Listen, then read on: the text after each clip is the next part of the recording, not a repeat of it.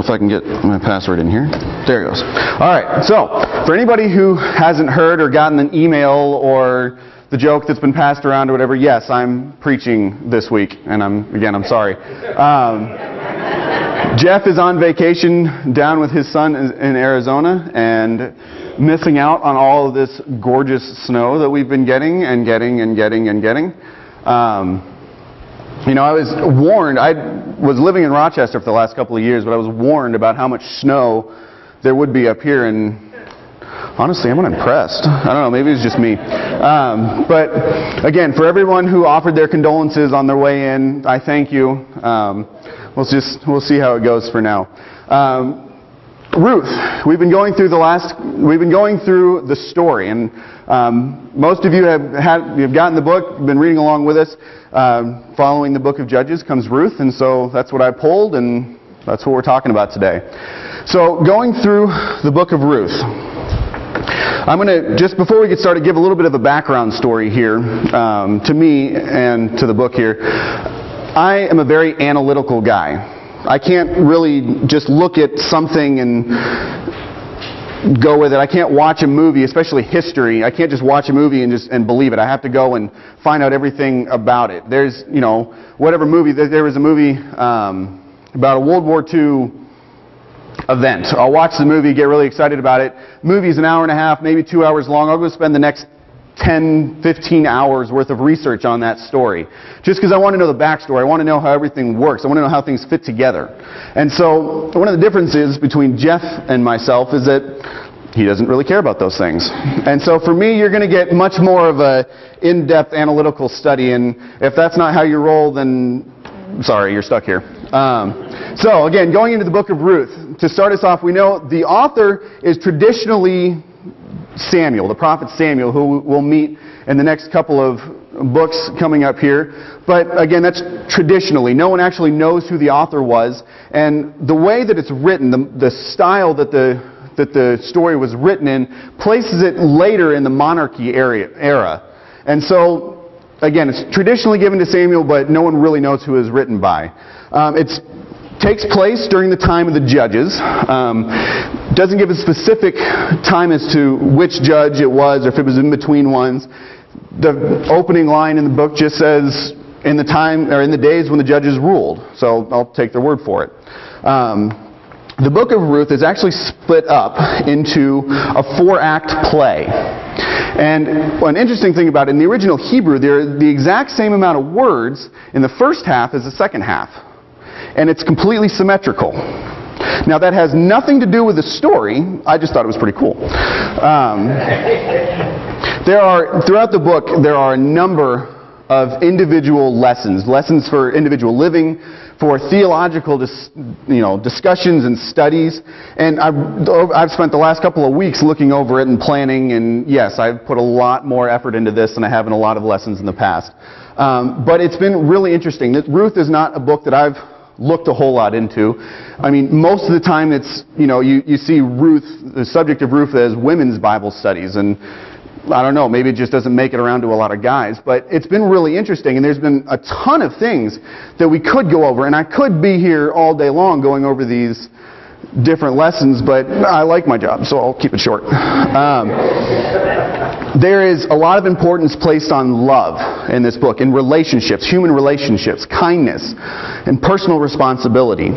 But the strongest focus on this book is on the idea of redemption. And in fact, the word redemption, or like words and phrases, occur over 23 times throughout the story. An interesting feature to this story is the names that come through here. And now today we pick names for a lot of different reasons. We pick names for our kids for different reasons. Some because of their meaning. Some because they're family names. I mean, how many people in here have either a first or a middle name after a parent or a grandparent? I mean, it's a very common thing. I mean, other times we pick names because they sound different or they sound cool. I mean, my son, Farron David Nelson, for example. Now, the name Farron is an old Celtic name, and it means wanderer or adventurous.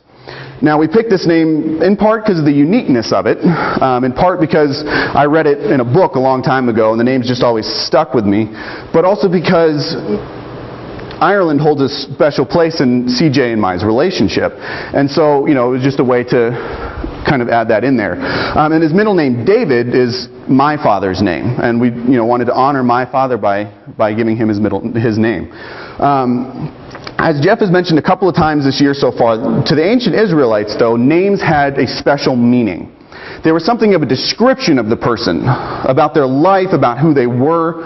And so it's much more of a statement. The person's name was more of a statement about that person than just simply a name. It had that description. So, understanding that, we're going to go ahead and work our way through the book of Ruth. I'm going to try to give you a bit of the summary here.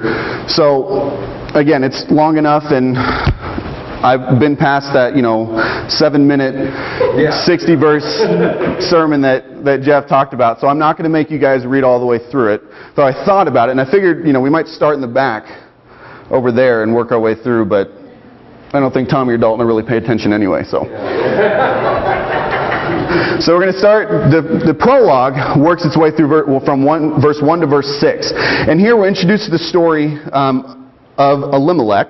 And I have no idea if that's how you pronounce it, but that's my best guess, so that's what we're going with. Elimelech moves his family from Bethlehem to Moab and allows his son to marry Moabite women. In doing this, he's broken two really important rules given to the Israelites by God. The first is that they weren't supposed to leave the Promised Land. God gave them this land, this section of the Middle East, for a reason. He wanted them to stay there.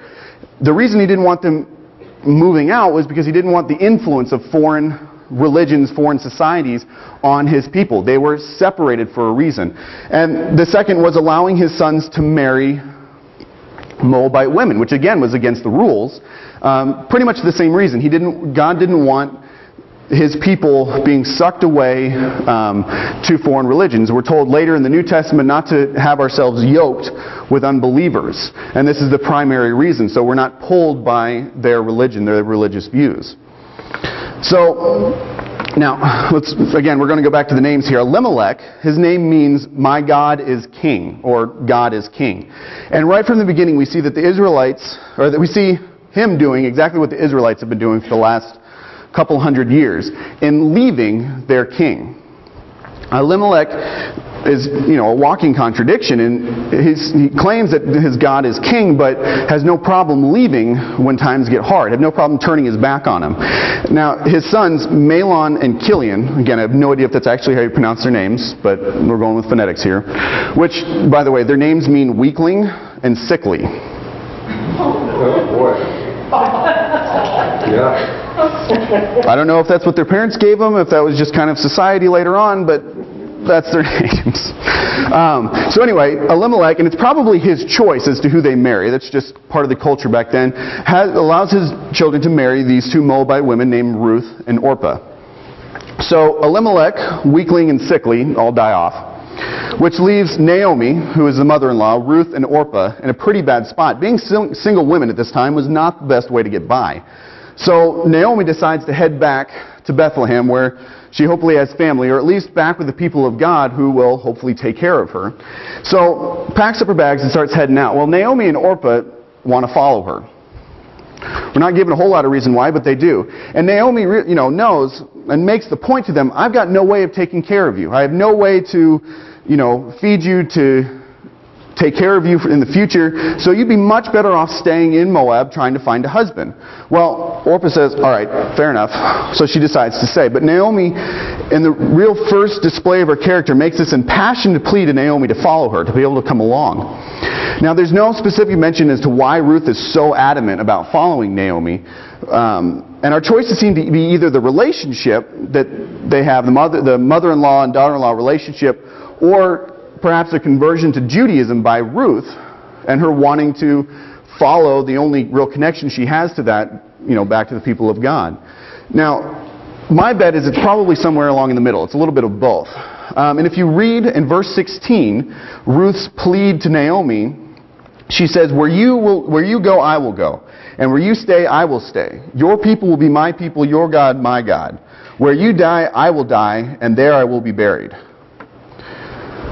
Now, most often we hear these words as a show of devotion in weddings today. I mean, it's honestly the most common time that we hear those words. And so it's a fairly adamant statement of devotion, wanting to follow her. Now, again, CJ and I, we talked a lot about, before we got married, the importance of having good relationships with our in-laws. I mean, we've seen how those relationships, those poor relationships, especially between in-laws, can really tear a marriage apart. It can be a huge problem. So that's something we really wanted to focus on, and making sure that those in-law relationships were strong. Now, for me, it's probably a safer bet to continue with that, because my father-in-law is a retired Las Vegas police officer. So, and to make it even better, to show you just a little bit how that relationship might be okay, when I asked him if I could marry CJ, he was cleaning his AR-15 assault rifle. And I'm still standing here, so we must at least be okay, or he's planning some other way of getting rid of me.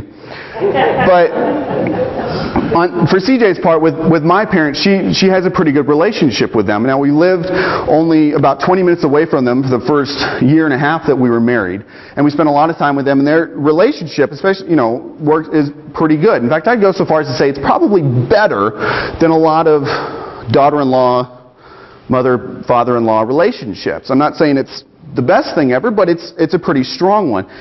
But I don't see CJ making this kind of dedicated, show of devotion to my mom when I keel over. Again, the relationship's good, but I don't know if it's that good. But either way, I say it could be both their relationship as well as the conversion to Judaism, because of the promise made in verse 17. Ruth says, "May the Lord," meaning the God of Israel, "deal with me ever so severely." Now, this is a confession that she focuses on the God of Israel as her God. Part of when they were to swear, when people were to swear back then by something, it was a recognition of that power, that their authority over them. And so, by swearing by the God of Israel, she's saying, the authority over me is the God of Israel, not the gods of Moab. And so it's, whether that's a show of conversion beforehand, of after, of deciding, to convert to Judaism because of her relationship with Naomi, again, we're not 100% sure, but it's a show that she's made that choice to follow the God of Israel. So one way or another, the end of Act 1, Ruth and Naomi find themselves back in Bethlehem. Now, again, this is a small town. I mean, small town. It makes us look like a metropolis. There's, everybody knows everybody. I mean, quite literally. In fact, most people are related to each other. And new people coming in are going to get noticed right away. Especially a foreigner, someone from Moab, who the people of Israel had been at war with a number of times in just the past years. So she's going to get noticed pretty quick. And I'm sure, as everybody knows, and as the fact that I was preaching, and of course everybody in the church already knows that, in a small town, word gets around really fast.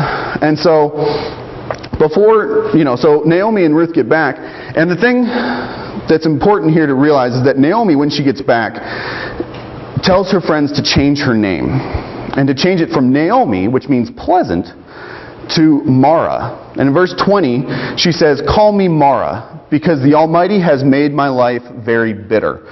I went away full, but the Lord has brought me back empty." And Act 1 is about being empty. Simply because we're the children of God doesn't mean that we're going to be safe and well off our whole life. Amen. If you've been a Christian for any length of time, you know that to be very true. Now, sometimes that's because of other people's sin. And in Naomi's case, it could very much have been that her husband dragged her to Moab. Sometimes it's because of our own sin. In fact, I'd say that probably most of the time it is. And, even back then, women did have a little bit of a say in the relationship. It was, not always this total male dominance thing. So it's very likely that Naomi went right along with it. And so her sin attributed to this. But, sometimes it's just God trying to make a point in our life. But one way or the other, Naomi is empty. So that brings us to Act 2. And before we really get into Act